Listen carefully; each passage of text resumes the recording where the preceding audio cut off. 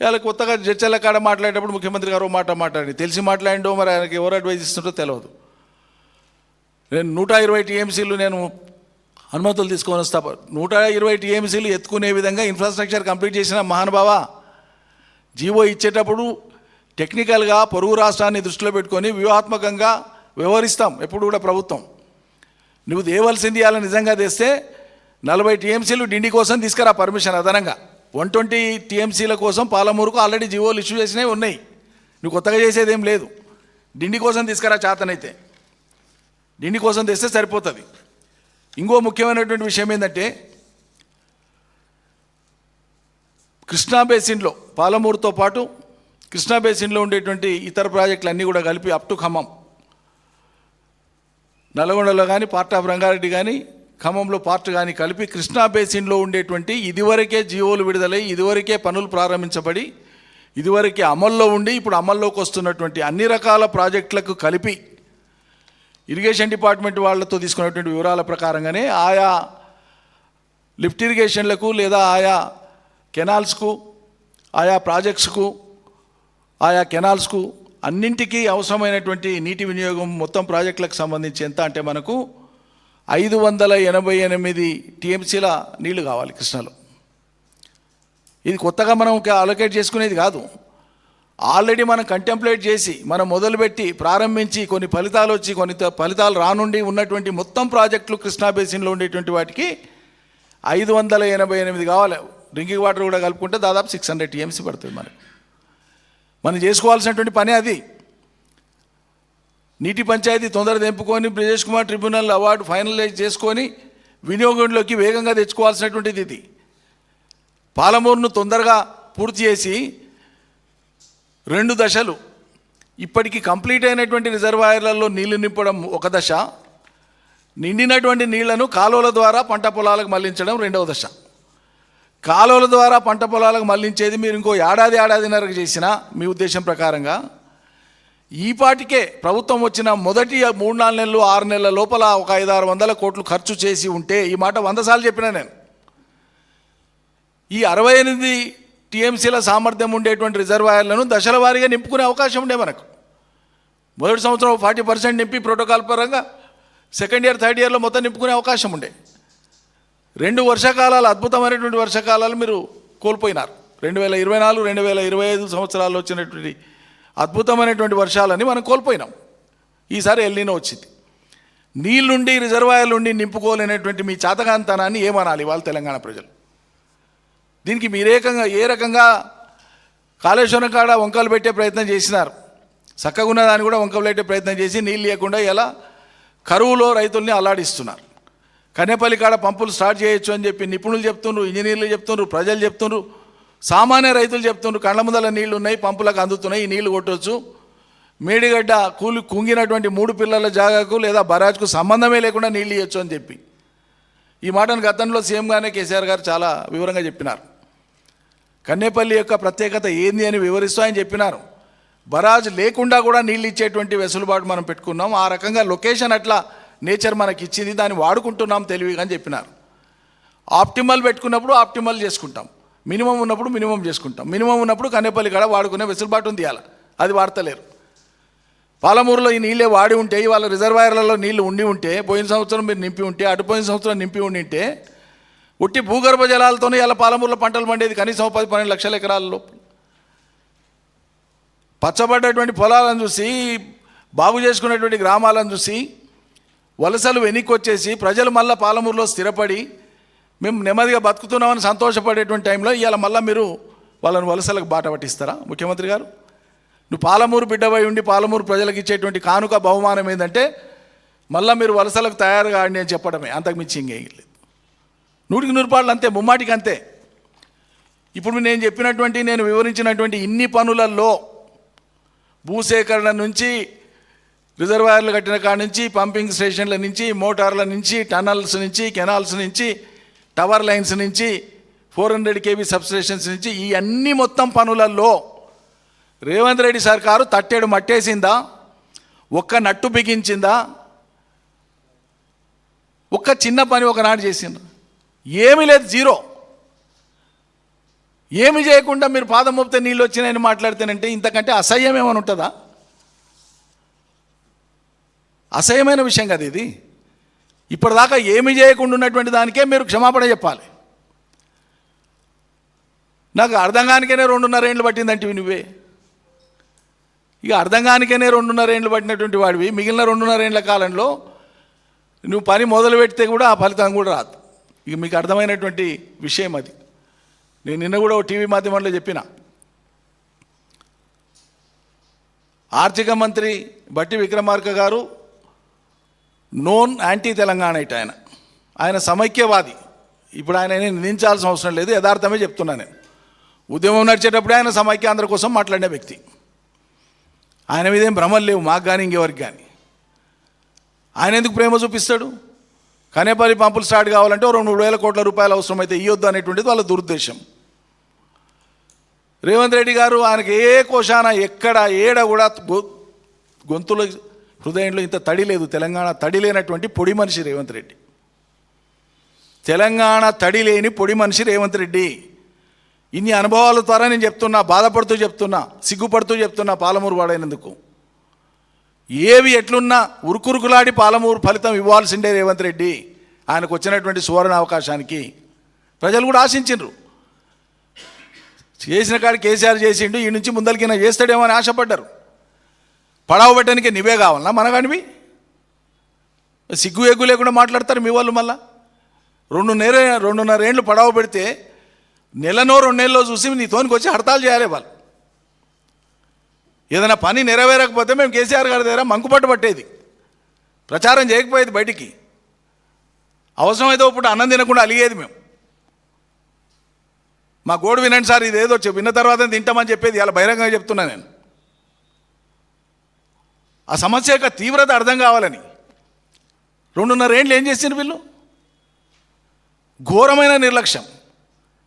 ఇలా కరువును చూస్తుంటే నా కడుపు తరుక్కపోతుంది. పొలం లేని రైతులు కూడా చాలా డిమాండ్ మీద కూళ్ళకు వచ్చేది. మాకు ఇలా పని ఉందా రేపు వస్తాపో అని చెప్పేది. తోచినప్పుడు పనికి పోయి బతికేటువంటి స్వేచ్ఛ వచ్చిండే రైతాంగానికి కానీ కూలీలకు కానీ. ఇలా దిక్కుమాలిన పరిస్థితి ఏర్పడేది. మళ్ళా ఎక్కడికక్కడ పత్రికలలో మీరే చూపిస్తుండ్రు, టీవీలలో మీరే చూపిస్తుండ్రు. నారుమళ్ళకే ట్యాంకర్లతోనే నీళ్లు పోసేటువంటి దుర్గతి. ఇన్ని రకాల అవాంతరాల ఎందుకు? ఏం అవసరం ఉంది? ఎందుకు ఈ పట్టుదల? ఎందుకు ఈ మొండి పట్టుదల, మంకు పట్టుదల? మేము టెండర్ పిలిచిన కెనాల్స్ని క్యాన్సిల్ చేసి నువ్వు కొడంగల్ పెట్టుకున్నావు, ఓకే పెట్టుకున్నావు, బాగానే ఉంది. మరి ఈ ఆడ 4-5 వేల కోట్లు ఖర్చు చేసేటప్పుడు కొడంగల్ కాడ ఈ 5 రిజర్వాయర్లకు నీళ్ళు వచ్చే అవకాశం ఉండేటువంటి కాడ 500-600 కోట్లు ఖర్చు చేస్తే రిజర్వాయర్లు అయితే నిండుతాయి కదని నేను అనేది. అది రిజర్వాయర్లు నిండి ఉంటే ఇలా భూగర్భ జలం పుష్కలంగా ఉండేది కదా అని నేను అనేది. ఎందుకు చేస్తలేరు? ఇక అప్పుడైతే పనులు నడుస్తున్నప్పుడు మంత్రిగా ఉండే అప్పుడు జూపల్లి పాలమూరు పనులు నడుస్తున్నప్పుడు ఇక తబ్బిబ్ అయిపోయిన 2 సార్లు వివిధ సందర్భాల్లో 2 సార్లు బస్సులు పెట్టి ఇక్కడి నుంచి మీడియా మిత్రులను తోలుకొని పోయి అవన్నీ చూపించి కేసీఆర్ ఇంద్రుడు చంద్రుడు నా జీవితంలో అనుకోవాలి ఇట్లా అవుతుంది పని, ఇవన్నీ మాట్లాడి అన్ని రికార్డులలో ఉన్నాయి. అన్నీ కూడా మేము ప్లే చేసి చూపించినాం. ఏమన్నా సిగ్గు అభిమానం ఉన్నోడైతేనంటే సిగ్గుపడాలి, తలదించుకోవాలి. అవి లేనోళ్ళు ఏం చేస్తాం? మళ్ళీ ఇవాళ అదే నోటితోనే ఎట్లా మాట్లాడతాడు? కేసీఆర్ హయాంలో ఏం జరగలే, మొత్తం నిర్లక్ష్యము, నష్టపోయింది, ఇప్పుడు మేము సిపాయిలం, మేము ముందలు చేస్తాం రేవంత్ రెడ్డి నాయకత్వం అని మాట్లాడతాడు. సిగ్గులజ్జ ఉండాలి కదా ఇట్లా మాట్లాడటానికి ఎవరికైనా? బస్సులు పెట్టి తోలుకపోయి మాట్లాడింది నువ్వే కదా, పనులు చూపించింది మీరే కదా. అయ్యల్లా కేసీఆర్ దిగిపోయే నాటికి ఎక్కడైనా ఏదైనా ఆగి ఉంటే నువ్వు ఎత్తి చూపాలి కదా. ఆ కాలం అంతా బాగుందని మాట్లాడినోడు నువ్వే. కొత్త సర్కారు రాగానే దాంట్లోకి జంపు కొట్టి ఇలా ఏం జరుగుతలేదని మాట్లాడతానంటే ఇది మానాభిమానం ఉన్నోళ్ళు మాట్లాడే మాటలేనా ఇవి? ఒకనాడన రేవంత్ రెడ్డితో పోయి గట్టిగా కూర్చొని జిల్లా ఎమ్మెల్యేలను తోలుకొని పోయి ఇది ఇంత పని చేస్తే మనకి మేలు అవుతుందని అనడం చేసిండ్రా? మేము ప్రతిపక్ష పార్టీగా మా ఆవేదనను ప్రజల తరఫున వెలిపుచ్చి 100 రకాలుగా మాట్లాడితే వ్యక్తిగతంగా మమ్మల్ని తూలనాడే పని చేసినారు. మేము ప్రజల కోసం మాట్లాడితే మేము ఎత్తి చూపింది ఏంది? మీ ఘోర వైఫల్యాన్ని మీ నిర్లక్ష్యాన్ని ఎత్తి చూపినాం.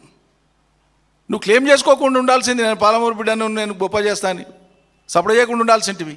నేను మొత్తం రాష్ట్రం మనిషిని అంతటా చేస్తా అని చెప్పాల్సింటివి. ఆశలు ఎందుకు కల్పించినావు? మరి చేస్తాను ఎందుకు చెప్పినావు? చెప్పినప్పుడు అడగకుండా ఉంటామా? అడిగితే తప్పవుతుందా? నువ్వు చేయకపోవడం నీ తప్ప, అడిగింది మా తప్ప, చేయమని కోరింది మా తప్ప. ఇది ఇక దీనికి తోడు పాపం నిన్న ఆయన మాట్లాడుతూ సరే వ్యక్తిగతంగా ఆయన కామెంట్ చేసినా నేను ఫీల్ కాను, కానీ ఇక ఇంటి పేరు నీళ్ళు పెట్టుకున్నటువంటి ఆయన మీ బడికి ఎప్పుడైనా వచ్చిండా అని ఆ పిల్లలతో మాట్లాడండి. మహానుభావ, వందల సార్లు మేము రోజు తిరిగిందే కాలువలు ఎంబడి, చెరువులు ఎంబడి, స్కూళ్ళు ఎంబడి, కాలేజీలు ఎంబడి. సరే మా పని ఏదో మేము చేసినాం, మాకు మీ సర్టిఫికెట్లు అవసరం లేదు, మాకు తృప్తి ఉంది చాలా. అదే ఎవరి సర్టిఫికెట్లు మేము కోరుతలేము. గెలుపోవటములు ప్రామాణికం కాదు. ప్రజా జీవితంలో ఒక కాలంలో ప్రజలకు ఏం జరిగిందనేది లెక్క, అది ప్రజల మనసులో ఉందా లేదా అనేది ప్రామాణికం.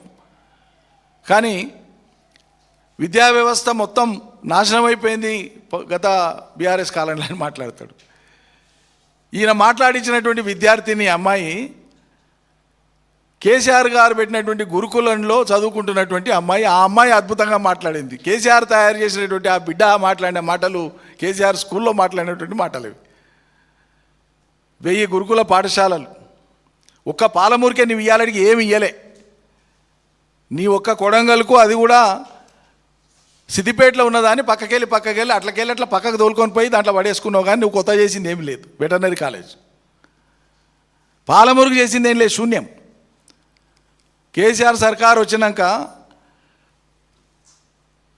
పాలమూరు రంగారెడ్డికి శంకుస్థాపన చేసే రోజు మేము రిక్వెస్ట్ చేసి కేసీఆర్ గారిని కమిట్ చేయించినాం, అమలు చేయించినాం. సరే ఇలా ప్రాజెక్టుకు శంకుస్థాపన చేస్తున్నాం. ఇది వినియోగంలోకి వచ్చి నీళ్ళు వచ్చి పంటలు పండే నాటికి వ్యవసాయ అధికారుల ఆవశ్యకత ఉంటుంది. వ్యవసాయ విద్యలో నైపుణ్యంలో ఇక్కడ శిక్షణ అవసరం ఉంటుంది. మాకు విద్యాలయం కావాలని అక్కడే స్టేజ్ మీద అనౌన్స్ చేయించిన నేను 107 కోట్లతోన. పాలెంలో వ్యవసాయ కళాశాల వచ్చింది, పోస్ట్ గ్రాడ్యుయేట్ సెంటర్ వచ్చింది, రేపు రీసెర్చ్ అవుతుంది. వనపర్తిలో అగ్రికల్చర్ కాలేజ్ పెట్టినాం, కోల్హాపూర్లో హార్టికల్చర్ కాలేజ్ ఇచ్చినాం, నారాయణపేటలో ఒక హార్టికల్చర్ పాలిటెక్నిక్ ఇచ్చాం, అగ్రికల్చర్ పాలిటెక్నిక్ ఇచ్చినాం, మహబూబ్నగర్లో మెడికల్ కాలేజ్ పెట్టినాం మొదటి దశలో 2016లో 450 కోట్లతోన. ఆ తర్వాత అన్ని జిల్లా కేంద్రాలలో కొత్త జిల్లాలైన తర్వాత మెడికల్ కళాశాలలు ఏర్పాటు చేసినాం, నర్సింగ్ కళాశాలలు ఏర్పాటు చేసినాం, ఎస్సీ గురుకులాల డిగ్రీ కళాశాలలు ఏర్పాటు చేసినాం, మత్స్య కళాశాల తెచ్చినాం, ఇంజనీరింగ్ కాలేజీలు తెచ్చినాం. ప్రభుత్వ విద్యను కేసీఆర్ హయాంలో బలోపేతం చేసినంత ఎవరూ చేయలే గతంలో. ఇంకా దాని వేగాన్ని పెంచి మీట్ అయ్యేటువంటి క్రమంలోనే ఉన్నాం. మధ్యాహ్నం భోజనం అమలు చేసినాం, సన్న బియ్యంతో బ్రేక్ఫాస్ట్ ఇంట్రడ్యూస్ చేసినాం.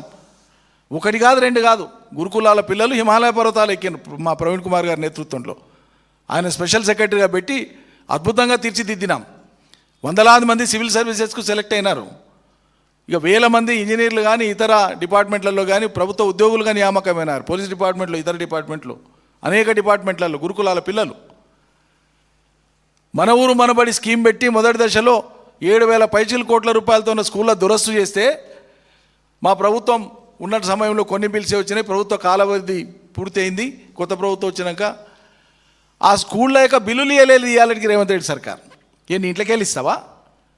ఈ కాంగ్రెస్ పార్టీ 10 జనపథ్కి వెళ్ళి తెచ్చిస్తుందా? రాష్ట్ర ప్రభుత్వం నిధులు కాదా? విద్య మీద ఖర్చు పెట్టినప్పుడు ఏ ప్రభుత్వం అయినా ఇవ్వాల్సిందే కదా. కక్ష కట్టి ఇస్తలేరు. విద్య గురించి మీరు మాట్లాడుతున్నారు.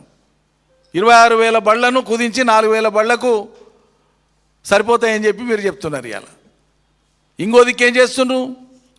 కార్పొరేట్ కళాశాలలు, కార్పొరేట్ పాఠశాలలకు చీఫ్ గెస్టులుగా పోయి అమితానందంతో అక్కడ వాళ్ళను పొగుడుతూ ప్రభుత్వ ఉద్యోగుల్ని, ప్రభుత్వ ఉపాధ్యాయుల్ని కించపరిచి మాట్లాడారు.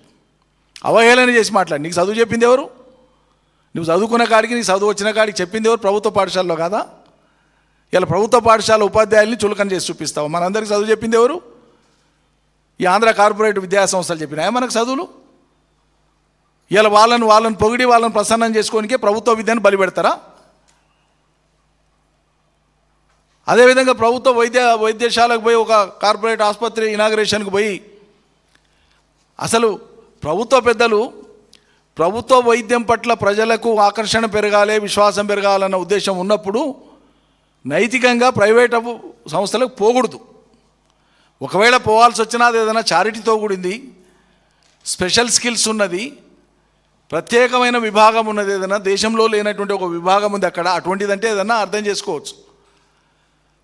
కానీ సాధారణంగా ఉండేటువంటి ప్రైవేట్ కార్పొరేట్ హాస్పిటల్ కాడికి పోయి ఇది ఒకటే బ్రాంచ్ కాదు మీది, మీరు దినదినాభివృద్ధి చెందాలి, మీ 100వ బ్రాంచ్ కూడా నా చేతుల మీదనే కత్తరేయాలంటాడు ఈయన పెద్ద మనిషి. ఏందండి మీ చూపు, ముందు చూపు? అంటే ఈ రాష్ట్రంలో ఉండేటువంటి విద్యను కానీ వైద్యాన్ని కానీ మొత్తానికి మొత్తం బంద్ పెట్టేయాలనేటువంటిదేనా మీ ఉద్దేశం అంతా? ఆంగ్ల మాధ్యమాన్ని ప్రవేశపెట్టి విద్యను బలోపేతం చేసినాం, మొత్తం 100% అయిపోదు, మొదలు పెట్టినాం, ముందుకు పోతున్నాం, ఆ క్రమంలో మేము ఆగిపోయినాం. మీరు వచ్చిండ్రు, కొనసాగించాలి కదా, రివర్స్ చేస్తారా? మీరు రివర్స్ చేస్తున్నారు. నేను విద్యాశాఖ మంత్రిగా ఉండి దీనికి ఎక్కువ టైం ఇస్తున్నందుకు వేరే శాఖలలో నేను టైం ఇస్తలేను అని చెప్పి నా మీద అపవాదు కూడా వస్తుంది. కొంతవరకు నిజమేనా అని ఒప్పుకున్నాడు, మంచిదే. మరి వేరే శాఖలలో ఏ తీరు ఉందో ఇంకా నేను ప్రత్యేకంగా చెప్పాల్సిన అవసరం లేదు. హోంశాఖ పరిస్థితి ఏంది, మున్సిపల్ అడ్మినిస్ట్రేషన్ ఆయనే కాన్ఫరెన్స్ చేశాడు, చెత్త కూడా తీపేయలేకుండా నేను చెప్పే మాట కదా, ఆయన చెప్పినే చెప్తున్నా. మరి అలా ఈ కొత్త తరం పిల్లలకు స్వయంగా విద్యాశాఖ, మీరు ఎంత చదువుకున్నా ఏం చదువుకున్నా ఆ శాఖకు ప్రాతినిధ్యం వహిస్తున్నారు, కొత్త తరాన్ని తయారు చేస్తున్నారు, కొత్త తరాన్ని నిర్మాణం చేస్తున్నారు. దేశ నిర్మాణం అది విద్య అంటే. మరి ఆ పిల్లలకు మీరు ఎంత మార్గదర్శకంగా ఉండాలి? మీ నోటి నుంచి వచ్చేటువంటి మాట ప్రతిరోజు ఎక్కడొచ్చినా పిల్లల తల్లిదండ్రులు చూస్తారు, ప్రభావితం అవుతారు. మొక్కాలే మీకు మీ ఆణిముత్యాలకు. ఆ భాష ప్రభావం మీద రేపటి తరం ఏమవుతుందో అన్నటువంటి ఆందోళన ఇవాళ తెలంగాణ సమాజంలో తల్లిదండ్రులకు ఉంది. ఆత్మవిమర్శ చేసుకుంటే మంచిది, ఇప్పటికైనా మించింది లేదు. కాలం గడిచిపోయింది. అనవసరమైనటువంటి భేషజాలు పట్టుదలలకు పోయి ఇంకా పాలమూరును సాగదీయకండి. 500-600 కోట్లు ఇచ్చి ముందు రిజర్వాయర్ల మందని నింపే పని చేయండి. సమాంతరంగా మీ వెసులుబాటును బట్టి కాలువలకు కూడా టెండర్లు పిలిచి పనులు మొదలు పెట్టండి. అదేవిధంగా ఫర్దర్ ఇంకా ముందుకు కన్నేపల్లి పంప్ హౌస్ను డిలే చేయకండి. మీరు నేను ఇదివరకు మాట్లాడింది ఇట్లా మాట్లాడినా కాబట్టి దాన్ని మార్చుకుంటే ఏదో అవమానం అని ఫీల్ కాకండి. పాలకులు ఎప్పుడు కూడా ఫ్లెక్సిబుల్గా ఉండాలి. తమకు కలిగిన అభిప్రాయం తప్పైనా లేకుంటే సరైనది కాకుండా సరిదిద్దుకోవడానికి సిద్ధపడ్డ వాళ్ళే ప్రజలకు ఏమన్నా చేయగలుగుతారు. మొండి పట్టుదలలో ఉండేటువంటి వాళ్ళు భూస్థాపితమవుతారు. జాగ్రత్త. జై తెలంగాణ.